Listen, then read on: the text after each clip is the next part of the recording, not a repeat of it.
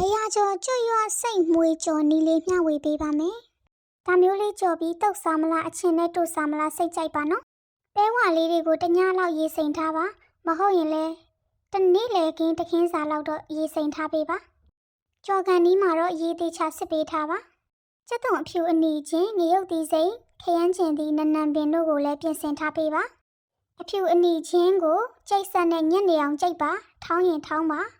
ရေစစ်ထားတဲ့ပဲတွေကိုလည်းကြိတ်ဆက်နဲ့ညက်နေအောင်ကြိတ်ပေးပါအခုလိုပဲစီလေးတွေနဲ့ဝါခြင်းလည်းဖြစ်ပါတယ်ပဲစိမ့်မုံနည်းနည်းကိုလည်းရေဖြောထားပေးပါအချင်းနဲ့တို့စားခြင်းရင်မကြီးသီးမဲ့ကိုလည်းရေနွေးဖြောထားပေးပါ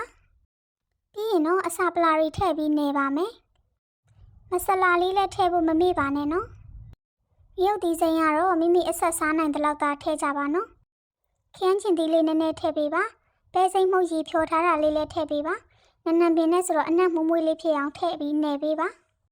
အရသာမုံနေနဲ့တကြားရဲ့ဟင်းခတ်မုတ်ရဲ့စားရဲ့တုံးထားပါတယ်ဒီနေရာမှာချက်ဥကြရင်လည်းချက်ဥတစ်လုံးနှလုံးဖောက်ထည့်လို့ရပါတယ်ကျမတော့မထည့်ပြတော့ဘူးနော်ပြီးရင်တော့နှစ်ဆက်ဆက်လေးနေပေးပါနေထားတဲ့ပဲလေးတွေကစီစီလေးရပြီဆိုရင်တော့မဆလာထည့်ပြီးတော့ထပ်နေပါအားလုံးအစင်သင်းဖြစ်ပြီဆိုရင်တော့အလုံးလေးတွေလုံးပါမယ်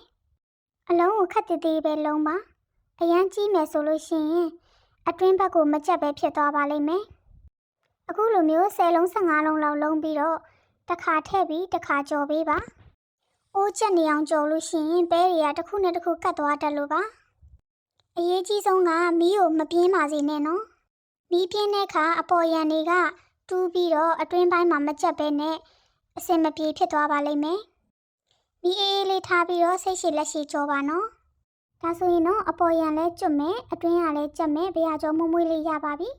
အစားအသောက်လေးတွေကိုချစ်တဲ့ရင်အကောက်ကို follow နှိပ်ပြီး YouTube ကိုလည်း subscribe လုပ်သွားပေးပါဦးနော်လွယ်ကူရိုးရှင်းတဲ့ဟင်းချက်နည်းတွေနဲ့အတူနောက်ဗီဒီယိုတွေမှာပြန်ဆုံပါမယ်ရှင်အားလုံးပဲကျေးဇူးတင်ပါတယ်တတား